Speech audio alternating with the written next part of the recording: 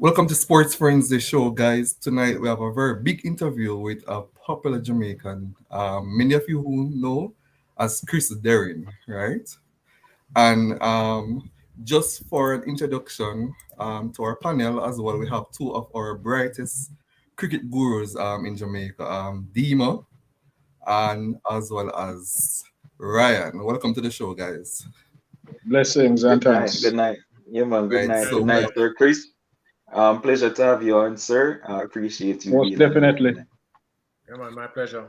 So we have Chris Dehring, and just an brief introduction on Chris Dehring. Many of you know him as being associated with Dehring Bunting and Goaling. He has held six CEO roles in Citibank, as well as WICB IC Cricket World Cup 2007, Cable and Wireless, and in fact he was also the chairman for Cable and Wireless from 2009 to 2015. Right, he's also been educated at the Wesleyan College, where he earned obtained a Bachelor's of Science, Marketing, and Economics degree, as well as he's also was the Chief Marketing Executive and CEO of ICC CWC 2007 World Cup that was held in the Caribbean.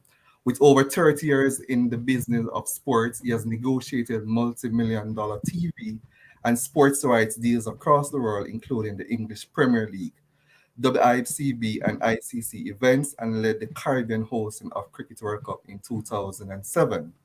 In 2001, he launched Sportsmax, the region's first 24/7 sports channel, and now that is broadcasted in 26 countries. And he also was an integral founder of the famous Mount Party stand. He also represented Jamaica in both football and cricket at the under 19 level, representing Real Mona and Kingston Cricket Club in the Major League and Senior Cup, respectively. So Chris Darren is a man with a very large portfolio in terms of achievements, academics, as well as Jack his of role. all trades, master of none. So in other words, guys, we're in the presence of greatness. Definitely. A legend in my own mind. All right, so Most stylish batsman never to represent the West Indies. I believe. in 2012, Chris Darren, you make a case for Jamaica to go it alone, where you wrote an article to the Jamaica Observer. One careful note, in your Correction, yeah, Josh. It will be 2022. 2012, yeah, 2022, sorry, right? Oh, So one note that you make carefully was that going alone is a taboo topic that needs mature discussion. If we ignore, we automatically cede to Oman and Papua New Guinea seats, which rightfully belong to us, right? So could you make your case for Jamaica go it alone, Chris? And is that the view that you held before in the past is the same as in 2022 right now? Let me. It's not a recent suggestion, but the genesis of it is we all love this institution called West Indies Cricket. We love it. It is something that we're all extremely proud of. But the West Indies Cricket has been on a downward spiral for the past 30 years. You know, let's not pretend like it happened overnight. We've had some glimmers of hope, little flitters every once in a while when we win a tournament, win a test series here. But the trajectory has been a downward spiral for 30 years. So we have to ask ourselves, what is that core fundamental reason why we started that downward spiral? We notice other countries in the world have actually had an upward trajectory. You know, if you understand what's been happening with the global world of cricket, where ICC member countries like Ireland, Scotland, Afghanistan, even France now have this star under 19 batsman that is killing it. Yeah. mhm. If we understand what's happening in the world, what then happened to us, then you recognize that the core factor that caused the demise of West Indies cricket was resources. everybody else in the world started gaining significant resources in the world of sports because of television. Once television came into the world of cricket in the 90s, it was almost like a harbinger of doom. Because with our little market, we just simply don't have the revenues coming out of television to compete with the revenues that are being generated around the world. That's on the commercial side. And then on the national resource side, again, as a country, Jamaica gets no benefit from the West Indies winning anything. There's no brand value that falls to Jamaica. So you're not going to get Caribbean governments making the kind of investment in the sport that allows us to build the kind of infrastructure, the kind of input that is needed to keep it up. So let me give you an example of what happened with the commercial side. Once television came into the market, and let's give England just as an example, and they're not the top, right? The English Cricket Board gets 200 million US a year from its domestic sale of TV rights. That's one line item. West Indies Cricket Board gets zero for that same line item. There's no TV company in the Caribbean that's paying anything to the West Indies Cricket Board for TV rights. Yeah. Zero. Yeah. That's one line item. So over 20 years, on average, what will happen? One country, one cricket board on just a commercial one line item, because I can give you 20 other line items which are similar. One cricket board is getting $4 billion US to invest in its development, and another cricket board was getting zero. And then look on the national resource level.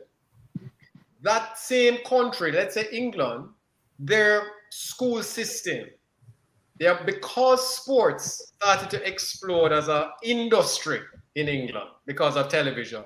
Even football benefited from it too, Remember, football used to be shown on BBC, but when Sky came into it and pay television and so on, all of a sudden the rights started to explode. So as an industry, England now looks to prepare its country to supply this industry. So the revenues that the government now started to pump into all school sports, from elementary school through to high schools, it's phenomenal amount of facilities have been built across England. So you're talking billions again that England would have had. And I use them as an example because it's easiest for us to imagine. But I can tell you countries like India, countries like Sri Lanka, countries like Bangladesh, just simply because of their sheer population size, their television markets exploded. And so they've had just far more resources pumping into their cricket, and the West Indies has not. We just simply don't have it. Either at the national resource level, by governments and so on. School systems, for instance, they stopped basically funding any kind of cricket in the schools because it's too expensive. Yeah. Pretty much. It's one of the first things to get cut out of a school budget because they don't even have money for practice balls. So the school system gets deprived. We used to have PE. Every PE we used to learn cricket. But they cut that out because the equipment too expensive. They don't have no money for practice balls. They don't have no money to prepare pitches. They don't have no money for coaches. Whilst other countries have pumped in those resources at a national level.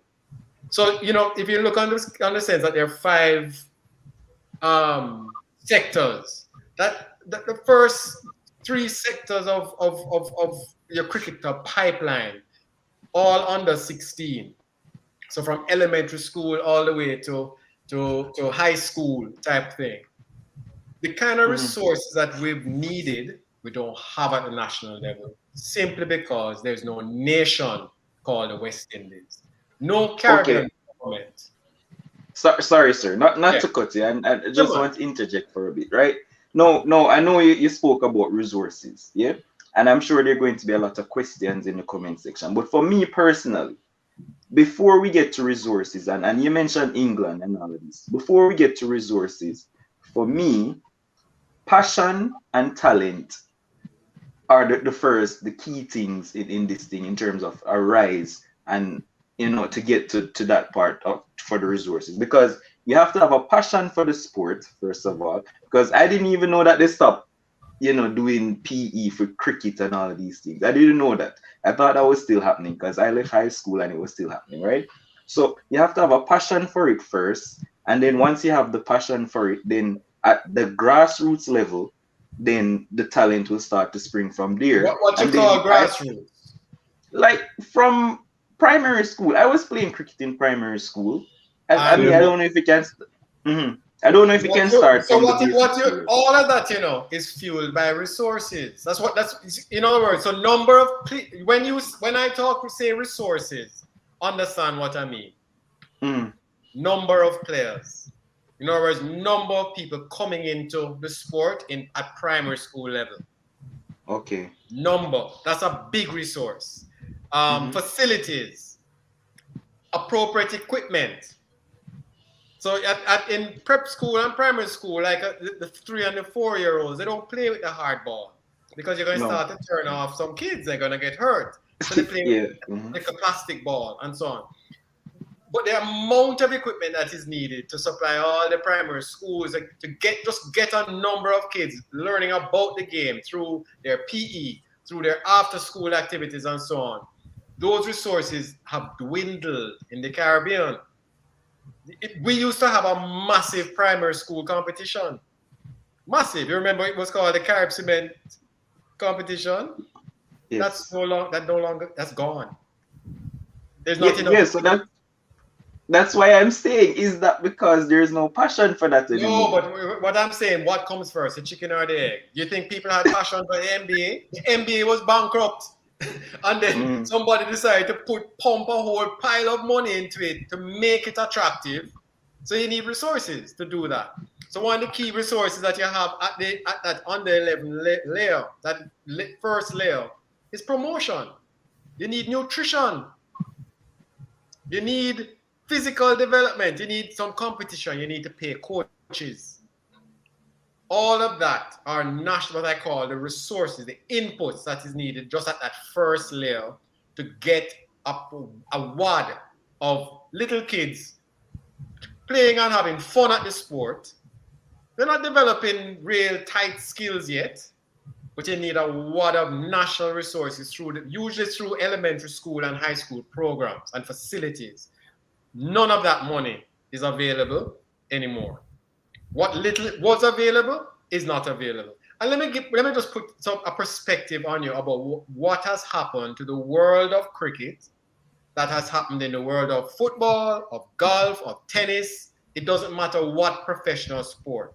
Once big money came into it, the facilities that were developed all across the world in big countries facilitated the local industry. We have no local cricket industry.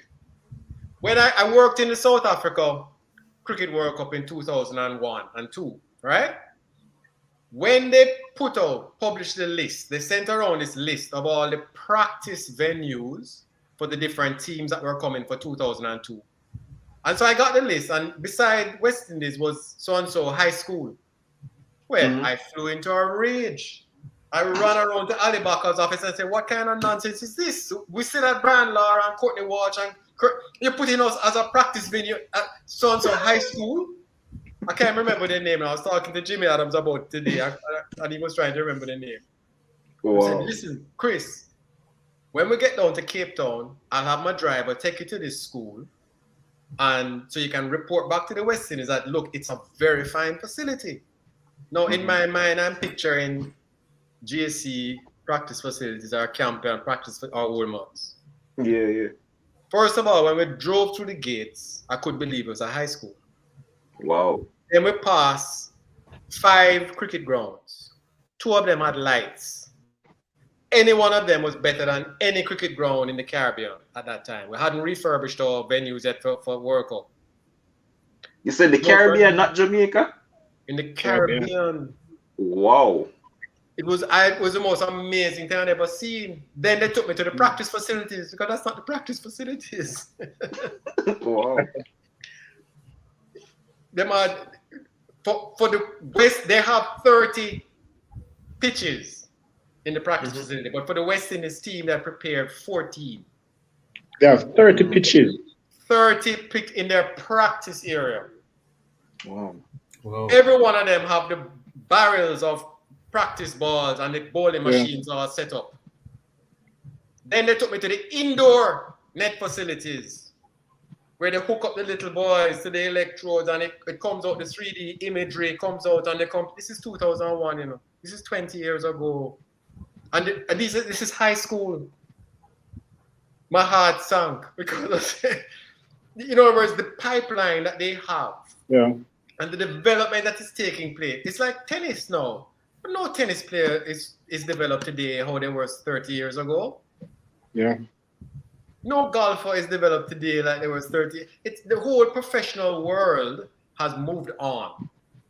But we truthfully got fooled because we were able to produce an incredible era of cricketers that dominated the world. But the truth is that was before big money came into the sport. You know, Chris Gayle made more than a year than what Viv Richards made in a lifetime. Just because of the era he came along in. Kieran Pollard, who probably averaged 20 for the West Indies if I was more, made more in a year than Viv in a lifetime. The eras have totally changed, and what you need is totally changed. So I do not speak about going it alone as Jamaica as an objective. It's how do we generate national resources to save West Indies cricket?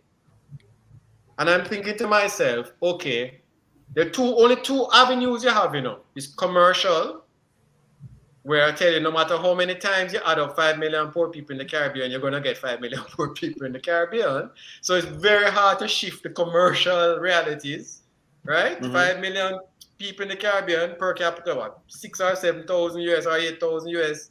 There's just so much juice you're going to be able to squeeze out of that orange. Commercially, we can try and get the ICC to redistribute world cricket revenues. Good luck with that. We've tried. I've presented so many times about our plight, but the big countries want to keep all their money. India and Australia and England, yeah. All of them. Why should I give it to the West Indies? And by the way, you used to kill us for 20 years. I have no desire to help you now. I know you mean a lot to world cricket, but I'm so happy to be thrashing, you know. Right? So that's the commercial reality you face. So what else is there? Okay, maybe we can start to try and recreate our track and field pipeline. But the truth is, we can't do it as the West Indies because there's no such country called the West Indies, no national benefit, there's no, so it's very difficult. And if you think about it, if Jamaican government pick up their money, taxpayer money, and invest in West Indies cricket and build out cricket facilities and so on, them lose the election fast. But Chris, don't you think that, as Dima said before, that would come down to passion though regarding national pride over regional pride? No, but the point is you can't generate. It's very difficult to generate passion over West Indies when there's no such country called the West Indies. So yes, you're starting with that problem already. So I'm not saying we break up and don't play Test cricket as West Indies or one-day cricket as West Indies. That's great. But how do we generate resources at a national level? Get people interested again and so on. Well, guess what? Jamaica can compete in the world at T20. We've seen so that. That's where you're getting now. That's where you're getting now. So tell us about that. Well, first of all, all right, go ahead. First of all, I suspect it is inevitable. I don't know when it's going to happen, but it's inevitable. Once cricket becomes an Olympic sport, which is the move. First of all, China said to the ICC, look, because China, started our cricket program too, but they want to get more involved. But they say, look, if you get into the Olympics, the kind of support we will get from the Chinese, from their government for cricket, will be exponential. So ICC have been looking at pushing for cricket to be an Olympic sport. It is on their agenda, an active agenda that they're pushing. And I suspect that the Olympics will embrace it because of the revenues. You know, there are only a few sports in the Olympics that generate revenues for all the other sports. And the truth is, cricket is the second largest sport in the world. So they know the revenue potential from it. You know, a lot of people don't realize that IPL, outside of the United States, is the most valuable league in the world. That's the kind of revenues IPL Outside of the United States. Outside of NFL, Baseball. NBA, and Major League Baseball, Oh, okay. IPL is the biggest, most valuable league, sports league in the world. Bigger than English Premier League, bigger than La Liga, bigger than, you know, the revenues that are involved and the viewership that is involved. It's just immense. And so I suspect the Olympics will embrace it because they want a piece of that revenue to fund all the other Olympic sports. I agree. And once that happens, what's going to happen? Yeah, you go as an individual country. So Jamaica will go, Barbados will go, so and so will go. What do you think will happen when Jamaica meet England in a quarterfinal and beat them? Or Barbados meet Pakistan in a quarterfinal, win the bronze medal or something. All right. People are going to say, but hold on. I as a country got my name on the international stage with cricket. Barbados. So Sir Dehring, all right. So this brings me back to my first question to you, in terms of talent. No, before I get there, no. So you're saying just Barbados, Trinidad, Jamaica, and Guyana. Those are the four that you want to. Every island. Right now, every island tries right now to reach a football World Cup as an individual country. All right. So I mean, that's fair, but you know, the quality in terms of talent in the region is, I don't think it is enough to make everybody go. And like I see somebody in the comments saying Antigua can put up a team. Like, them thing that for me is probably wasting resources, because in order to regain the resources and the revenue that you're talking about, right? Let me give you, since you mentioned Antigua and Barbuda, because what we're talking about is how do we generate resources at the national level that will benefit West Indies at the senior level. Yes. So Antigua, when they were going to the Commonwealth Games in Malaysia many years ago, I had never seen more resources, money, food, equipment raised for in Antiguan cricket than that point. Leeward Islands couldn't raise a cent. But there's no such thing called the Leeward Islands. But Antigua is going to Commonwealth Games to compete in Malaysia in the Commonwealth Games. Every private sector contributed. Government got involved. Restaurants were offering free food to the team. Yeah. That was just a lesson for me. And I said, look, that national engine, the engine of national pride is immense.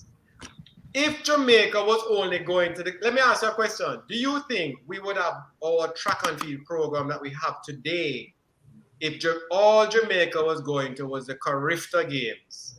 And the Carifta Games, then they pick the West Indies track team? No. To go to the neither will the netball team. It would die. So West Indies was a beautiful idea. It's an accident of history, because back then the English would come out on a tour, Lord Tennyson, 11, and all these people, and the West Indies individually they didn't think was strong enough. We were all colonies, so them group us together, call us the West Indies, right? Accident of history. But then we became independent countries, and all of a sudden, in the modern paradigm, it just doesn't work. The governments cannot invest in it because there's no national benefit perceived. It's a real conundrum we're in, but we have this beautiful history and that we've created with called the West Indies. So my heart tells me you want to keep this thing together forever. My head tells me, wow, especially if it becomes an Olympic sport, there's problems ahead. I give it when the Caribbean governments pledged to support West Indies cricket a few years ago. I was involved. I went to heads of government meeting, that kind of thing. Jamaica was to contribute, the big countries, Jamaica and Trinidad was to contribute 70,000 US a year. Remember I tell you, English Cricket Board get 200 million US a year and a billion. Jamaica was to contribute 70,000 US a year. Jamaica and Trinidad. Barbados and all the other islands, 30,000 US a year. That was the agreement. Where Jamaica paid, PJ Patterson was the Prime Minister. Trinidad paid after about 6 months late. That was it. And that ended the agreement. Right there, sir. Right there. Done. Yeah, in your article earlier this year, you mentioned that, you have smaller countries. Let me just throw out some names like Nepal. I think you mentioned Oman and so forth. And you said that Jamaica. Guinea. They've all been to the World 20s. And you said currently Jamaica can compete with them easily and win. Yes. So you use that as one of your points to point out that. Well, there's 2 points to that, Ram. One, what did those countries do for world cricket that they deserve the opportunity to parade on a global scale for 2.6 billion viewers? What did they do to deserve that?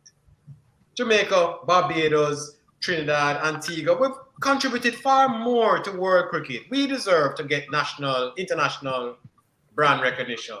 But secondly, our facility, you can't look on Jamaica's team as it is now. As I said, when Jamaica, I told somebody the other day, do you really think we would expend the same resources on a Jamaica team to go to the Shell Caribbean Cup in football versus a World Cup qualifier? Do you think it's the same resources on the same team to spend? Obviously not. So you can't compare a Jamaica team being prepared for some little regional tournament versus if we know this is a World Cup, World T20 qualifier in 2 years' time, the kind of preparation and national resources that can be raised to prepare our team for a World T20 qualifier. Yes, sir, but none of that is going to help because of the quality and talent that the Jamaica team will put out. They won't compete. Jamaica cannot compete with the Netherlands and the Scotlands of this world anymore because, like you said, the times have changed. It's not the Netherlands of old. Like, we'll absolutely get swamped. And but so, the point in order to is that we are more competitive. We can be more competitive than the West Indies. I don't believe that. Right, but I know because it's counterintuitive. But hear me out. If the West Indies Cricket Board gets $100 to invest, that $100 divide up. Let's say just use 10 as an example. Divide up. It's really 9 countries in the WICD, but let's use 10 just for ease of math. To help me. Everybody get $10.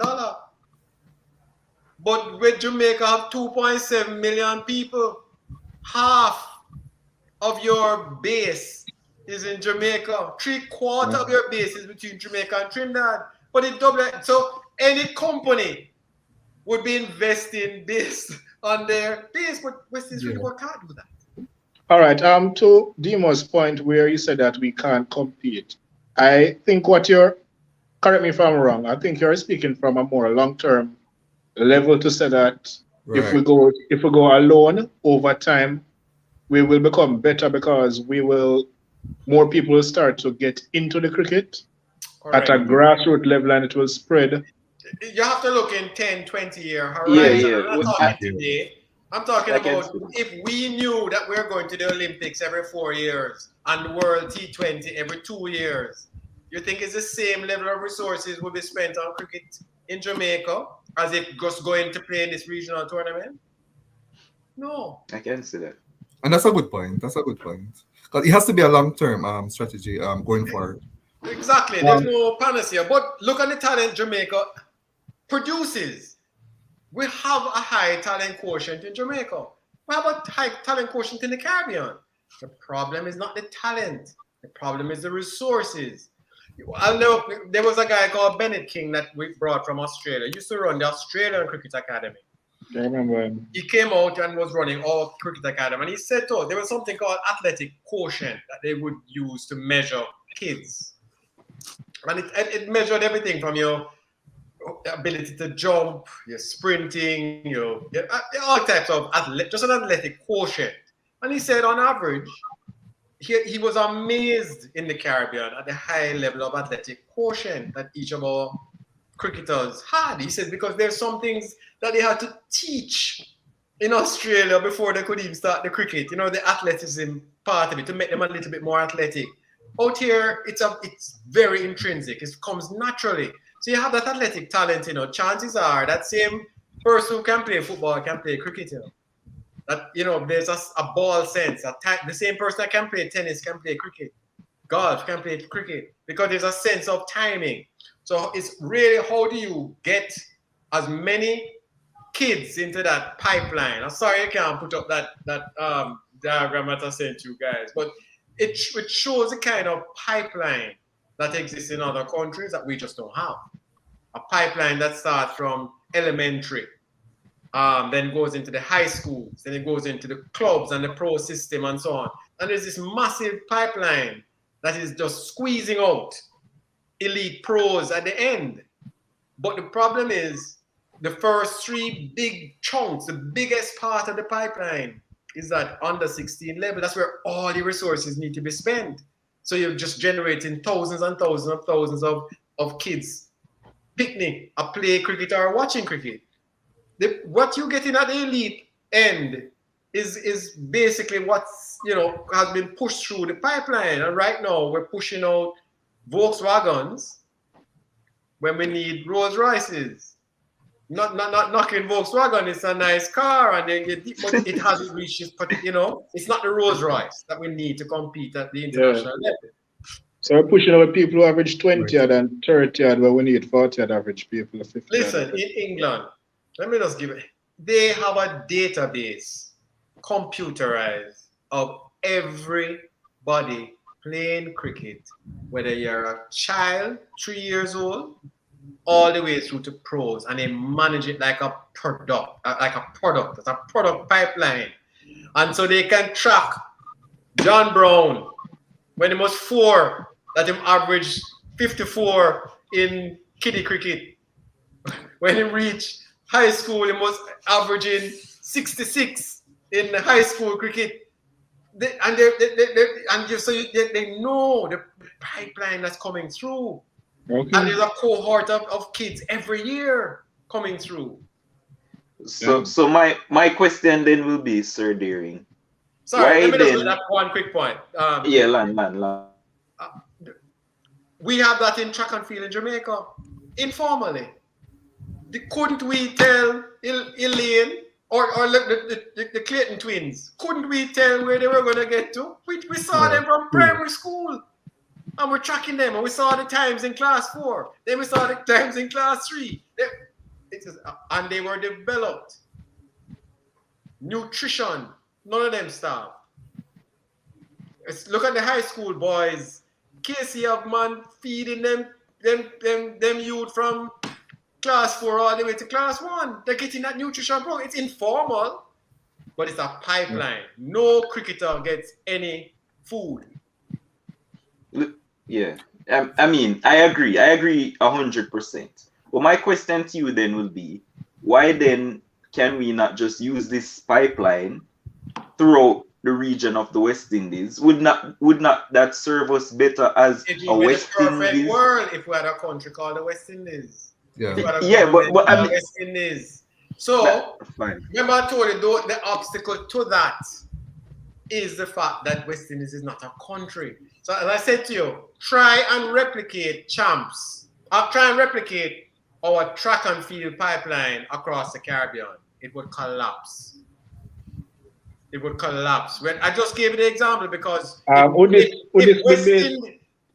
this be based on the fact that each government would be looking out for themselves primarily, Exactly. first and foremost. Which is their role. Which is their role. That government, that prime minister of Barbados didn't get elected to take care of anything in Jamaica. No, take care of Barbados. I get you. So it's a structure that prevents that kind of rolling out. That track and field is probably the prototype, Our track and field program in Jamaica is the prototype of what should happen in cricket across the region. But that's when it breaks down. Because the second you go regional, all of a sudden, resources that should be spent in Jamaica get spent in Barbados evenly because it's 10 nations. I just gave you the example. If Western Trinidad get $100, 10 going to each country, how does that make sense? I'm not, that's just maths. That's just the maths of it, the economics of it. So you and think passion comes with winning. So you think, Chris, that would actually call for a revamp of our high school cricket competitions, or you think they are okay as it is? No, they're awful. They're awful. You don't even know when the Sunlight Cup is played. You have to understand, the world of sports has so gone past where we are, professional world of sport. There are probably less cricket balls available for practice in high school now than when I had in high school. Jimmy and I've never talked. Jimmy and I played club cricket together. Jimmy came to Kingston Club about 3 or 4 years after I started playing like youth cricket. He played youth cricket like 83, 84. I played for Jamaica like 81. So when he came to the club, I would laugh because he would get a bat in practice. I was batting number 3 for Jamaica under 19, and I cannot get a bat in practice. The big boys practice. I have to come early to get a little knock up in the nets for who would come bowl to me. And I'm batting number 3 for Jamaica under 19. The same team that Courtney Walsh, Patrick Patterson. But on the field for Kingston Club is Jeffrey Dujan and Maurice Foster. And all big stars, all big cricketer. That's why I'm practicing with. I'm not getting a batting practice with them. You understand? So the whole thing has so dramatically changed. You can play Sunlight now and walk straight into a senior cup team. I couldn't play for a senior cup team. Batting number 3 for Jamaica. I can't play senior. I play in junior cup and minor cup. Senior cup, if I get a one-off game for senior cup, is number 7 or number 8, I bat in. Right? You have people playing for Jamaica, batting at number 6 or number 7. Senior Jamaica playing for batting 6 or 7. Dujan is batting at 5 or 6. Maurice Foster, the West Indies player, is batting at 6. Senior Cup. When you play Kensington, you're playing against Basil Williams and Yaga Rowe, Herbert Chang, all West Indies players. In a Senior Cup. Yeah, and I agree with you regarding the physical education in the schools, right? Because a few years ago, I did some research, right? As to, that these high schools mostly use 3 terms. And I did some research regarding the type of sports that they use each term. So normally for the first term, they have the students focus on football, the boys. The second term, they have them focus on track and field, right? And I realized that a vast majority of schools in Jamaica, right, based on the research, are starting to focus on the third term, which is a shorter term, right, on actually baseball. So is it that baseball and basketball as well? So is it that those sports are actually cheaper regarding that this? Was the first reason why they started to drop cricket. Every school started to complain. Cricket is just too expensive. And if your school budget for sports is being cut, which is what has happened, you're going to go with the sport that is least popular. Mm-hmm. Hardest because cricket, you need a cricket pitch prepared. So you need groundsman and you need, it is just a football, it don't matter the quality of the field. You throw a ball, man going to be able to play. You're going to be able to play. You understand? Yeah. So everything about the sport is very expensive. So it is the first to go. And I see Wally West in our comment section, one of our active viewers, is saying, how would Jamaica breaking away resolve the issue of revenue generation?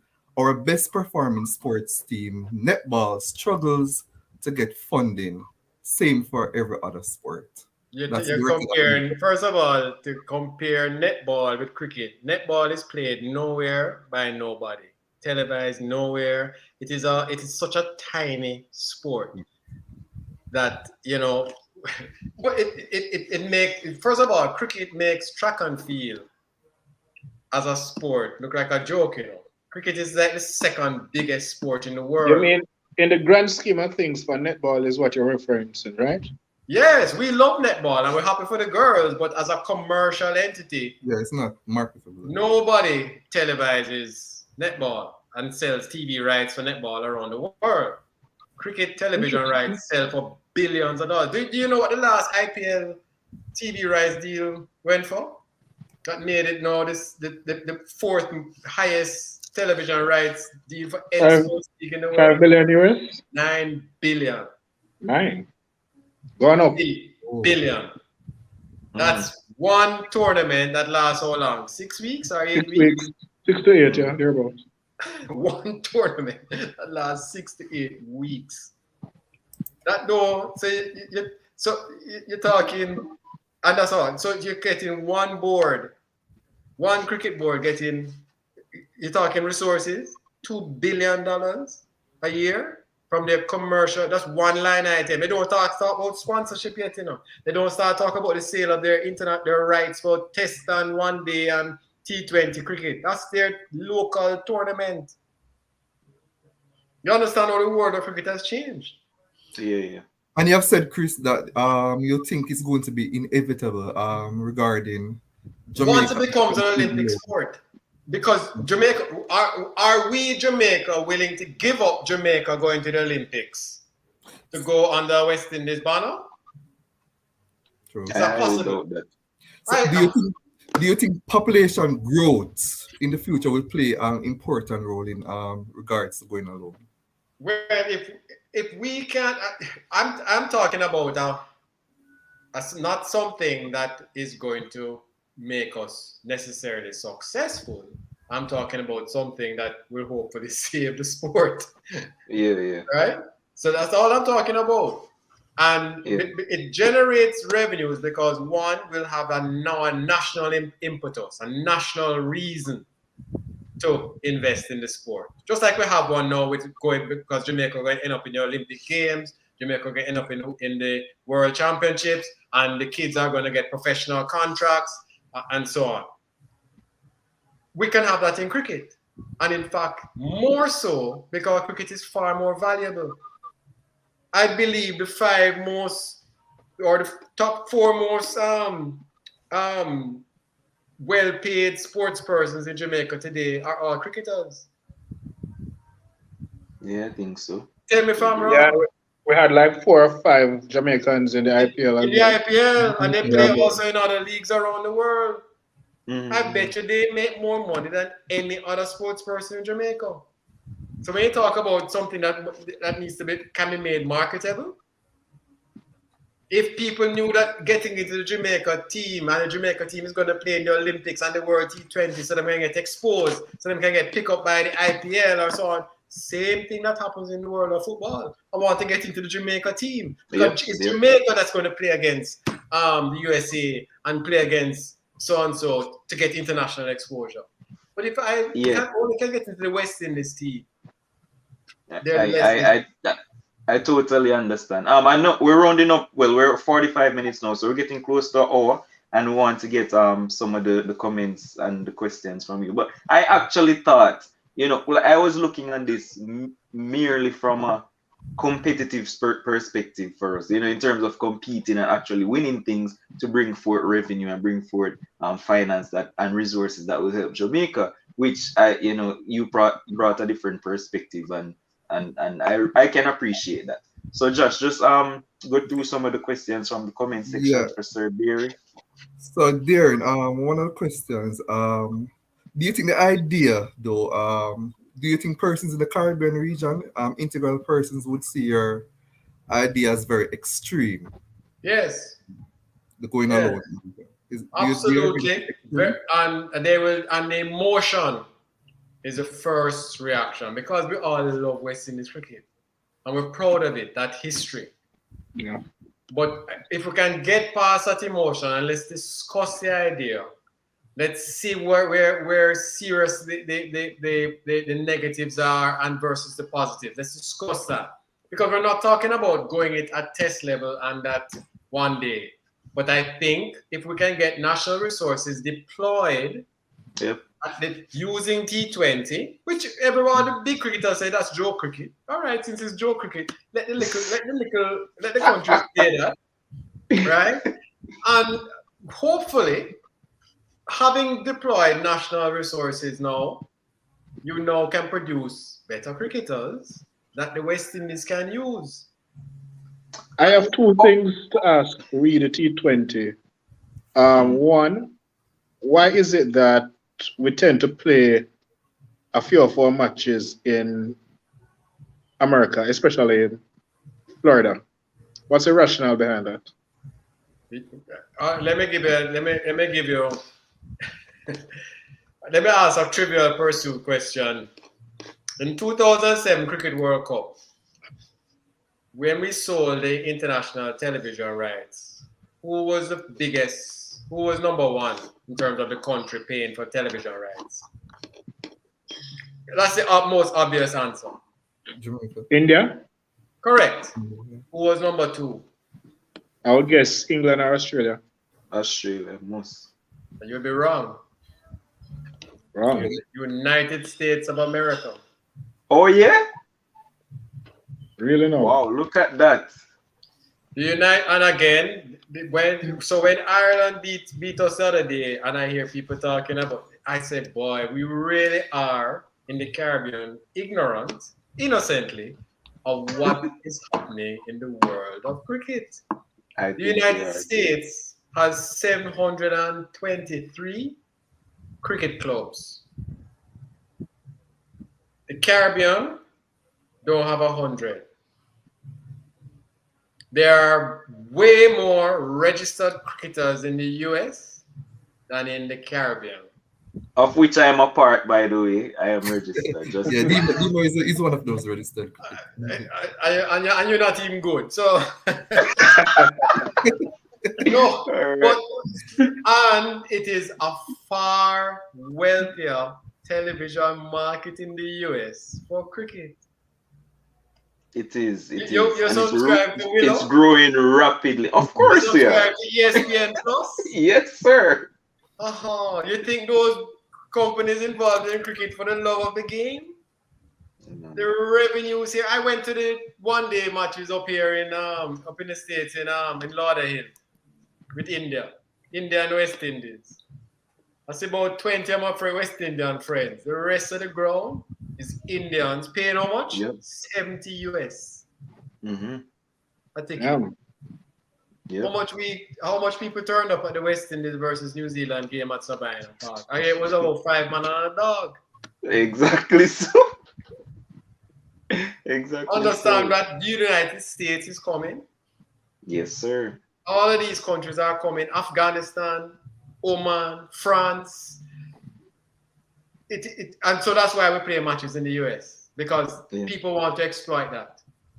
The Indians want to exploit that. Indians virtually dominate over there. Yep. And didn't West Indies just do a ownership rights or some sponsorship rights with ESPN too to bring the games? So Yeah, I ESPN remember that. has some of our rights and they put it on ESPN Plus. Yep. It's not on the full ESPN, but it's on ESPN Plus as a subscription. And that's just domestic tournament. ESPN also carries some of the ICC events. Listen, when ESPN bought Cricinfo, you knew this is 20 years ago when Cricinfo was a big website for cricket. And ESPN globally came in and bought it. You knew what they were seeing. They were seeing the numbers of viewers, of hits on that site out of the US. Right? So Chris, regarding the Caribbean integration, right? the downsides of Caribbean integration, has that influence you're thinking on Jamaica going it alone, where as all the rest of the Caribbean view Jamaica on a whole, are Jamaicans? It's how we view each other. I have So a very yeah, unique sure. perspective. I'm the only person in the history of the Caribbean over 10 years to have regular meetings. I'm talking every year, 3-4 times a year over the 10 years, with every level of leadership in the Caribbean. It didn't matter whether it was the 9 prime ministers. Every head of government had to go to a meet with 9 prime ministers 2 times a year. 9 ministers of finance, 9 attorney generals, 9 ministers of tourism, 9 ministers of 9 police chiefs, 9 heads of police, 9 heads of immigration, 9 heads of customs. I'm the only person who were in the Caribbean that's ever had to do that because of the Cricket World Cup. And every meeting was the same. Jamaica and Trinidad fighting with each other about, who know more than the other. And I'm generalizing facetiously, but it was kind of like that. Barbados will get up and say something that kind of sound like it makes sense, but everybody just jump on Barbados. Yeah. And then you walk away with 4 different versions of what was agreed. And a few years ago, there were some big calls in Trinidad for them to go it alone. I think when they were dominating the region, there was a lot of calls on the radio, the talk shows over there, for them to go it alone. Even until now, you still have. And there have been calls from Barbados. So I'm not talking about go it alone just for go it alone's sake. I'm talking about how can we generate some national resources, national investment, utilize that whole national pride thing that everybody have to benefit West Indies cricket. So since T20 is the one that we can probably compete in and have a go, and it's not serious cricket, let's use that. No, I know it's a slippery slope, but I think the slippery slope coming. The second it becomes an Olympic sport, you're going to start that slippery slope. Because somebody, whether it be Barbados or Jamaica or Ghana, somebody can create an upset and beat Australia in a quarterfinal. And then that population is going to say, but hold on. If I can do so well in the Olympics, why I can't do so well in World T20? And Oman and Papua New Guinea and all them countries that can't beat me. I just ran a Google check and it says 125 countries in the world play cricket. Yep. So that's over 60% of the countries in the world play cricket. A lot of people didn't know that, and that got from my I time. didn't want to know. At my time at ICC, the membership was 102. Yeah. Right? So sir, my last question is as we look to close in a bit, right? I know we're mentioning the Olympics and stuff, but recently we had the 60, and obviously they have the 100 over there. You think that it would be easier to start from that level in the Olympics, like the 60 and the 100 Maybe. And that kind of shorter version? It is clear to me anyway that they're experimenting. Yeah, what is the right version? It is clear to me that they're experimenting. That's a good question. Yeah. And that's a good question. I don't know what version is going to end up in the Olympics, but I believe whatever version end up in the Olympics, it is the start of a slippery slope. But it might be a benefit to the bigger, more important side of cricket. If I'm old school, Test cricket to me is still king. Yeah. That we get national resources invested, and that's I'm not saying it's going to cure, but it's going to be a lot better than what we have now, with nothing going into the pipeline. The pipeline is now dry. There's no kids going in. There's no resources going in. So what do you think you're going to get at the other end? Another question, T20.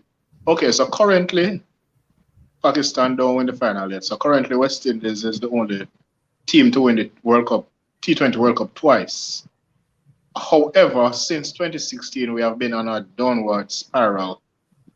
What do you think is attributed to that, given that we won it 2012, 2016, but no, we can't seem to have put together a good team, even though we can send 12 to 15 players from the Caribbean to IPL each year, why is it that we can't perform as a team now when we could before? I don't like to look on any performance in an individual year. What you really have to look on what has been the trend. And the reality, even though we've won 2 T20 World Cups, the trend, even though you have these ups and so on and downs, has been generally down. That's really what has been happening. And so you attribute it to the fact that, hey, we do have incredible talent in the Caribbean, and every once in a while that talent come to the fore, you know, and will beat a team, especially in the shorter format like T20. When you have a Chris Gayle, who's an exceptional, one of the greatest, is probably the greatest T20 cricketer to date, right? Easily. You're going to win. You're going to win matches. But what happens when that star goes? What is in the pipeline coming through? Again, it's like track and field. Look at our women. Look at the pipeline that's just been coming through. Because it started how many years ago? So every year there's a cohort of girls that all we need is one coming out of that cohort. And you have an Olympic team every year being refreshed. Every year you have people pushing. We don't have that because the pipeline has been getting dry for some time. And it is now, as I wrote out an article, the title is "The Chickens Coming Home to Roost." Because the drier the pipeline is, the less and less we're going to have those spurts, those moments of glory. And you're going to still start to head downwards. So we're going to still win every once in a while because we're talented. But consistency at the international level, you need a pipeline. Yep. Our last question from our comment section from 007. Do you think we could invite outside teams such as Netherlands, Afghanistan, Zimbabwe to participate in our first class competition here? Anybody in this forum remember when I invited the England A team to participate in our regional tournament? And the they tested the former players on the board, everybody they hang me. Because I saw what was happening, and the England A were all these seasoned pros. And I said to myself, but rather than us just playing against each other. What was the backlash for that? How dare I invite England A? All that's going to do is help England get better. England. Exactly. England. As if England needed any help. Exactly. We were the ones that needed the help. Our players were the ones that needed to be playing against some of the better players in the world to really see what level they're at. Were you the one who also put in the West Indies B team? Yes. In the regional tournament. I wanted to put in the West Indies under 19 team. And the cricket committee overruled me and said, no, the under 19, West Indies under 19 is too far below. It's going to drag down the standard of the overall tournament. My argument is that it's going to drag up the under 19s. Exactly. Yeah. Exactly. Listen, there was a cricketer. Listen, you'll never hear me publicly go against a former Test player. I have too much respect for them. What they did, I dreamt of doing. And so I will never publicly go against them in anything. No matter what they say publicly, I'll let them have their say.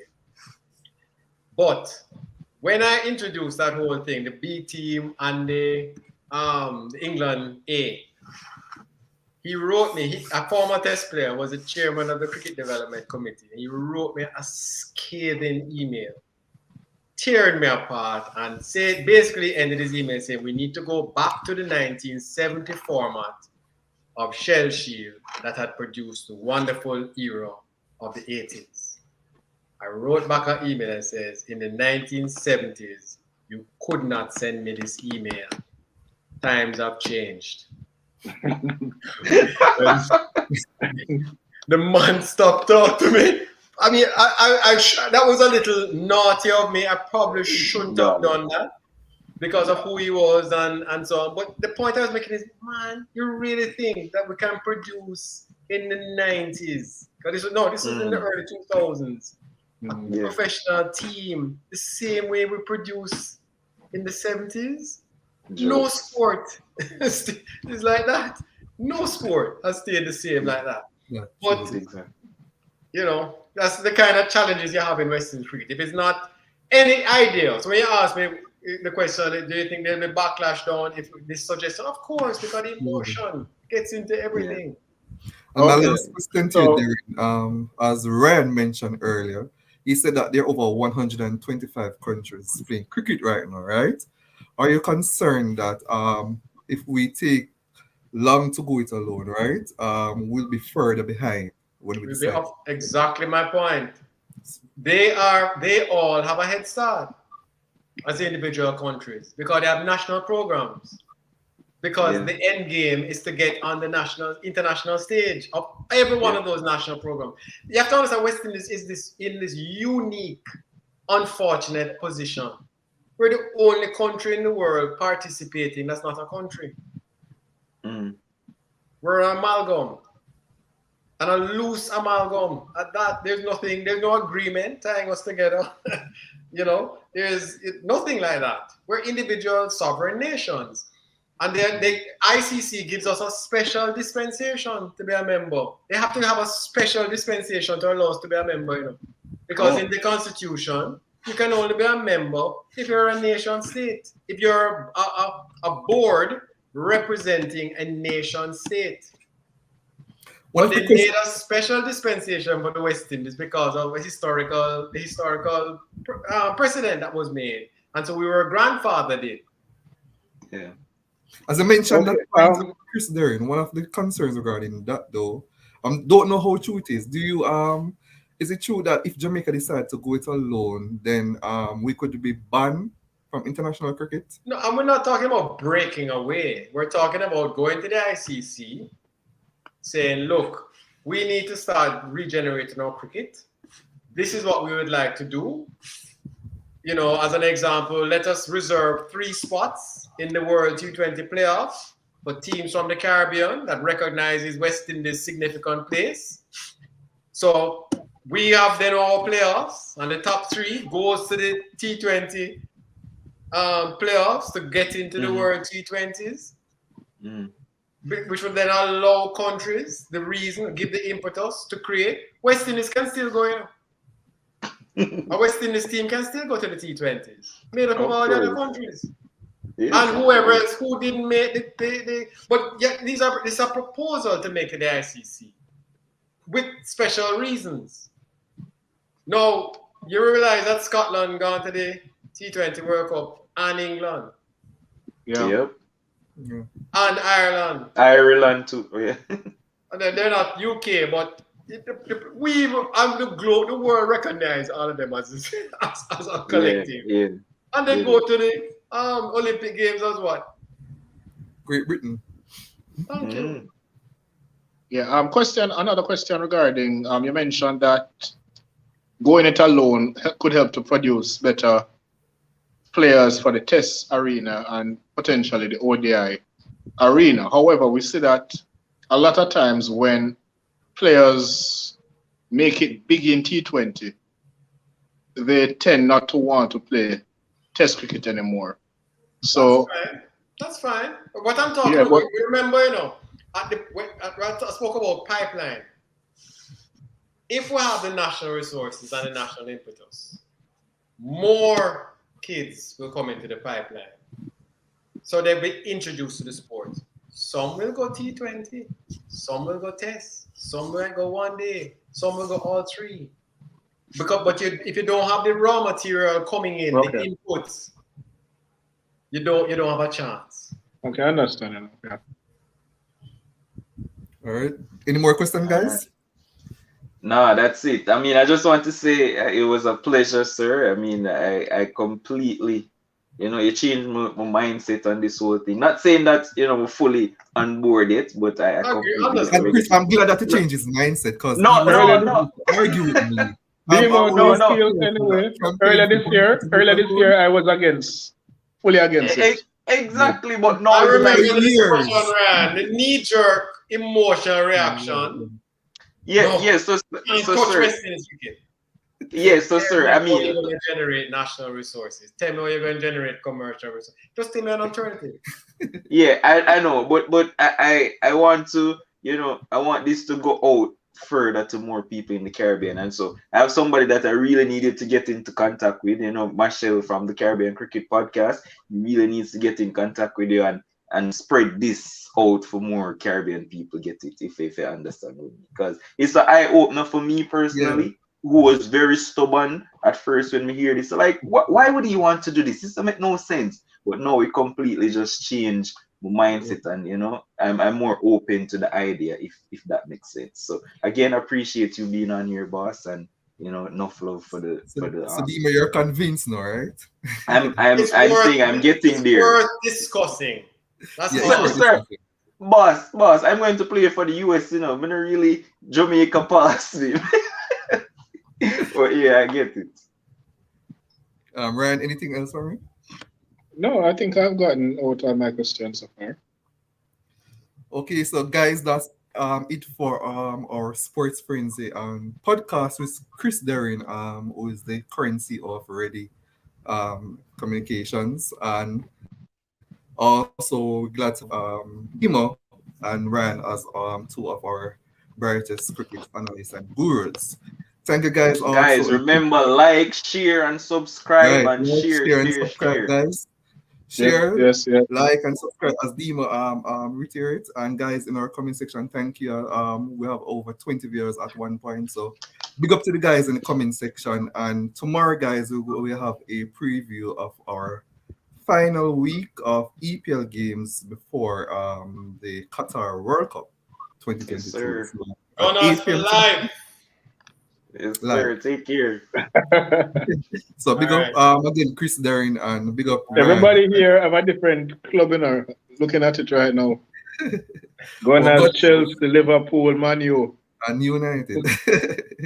All right, take care, guys. Big up. All right, bless. Thanks. All right, Yes, sir.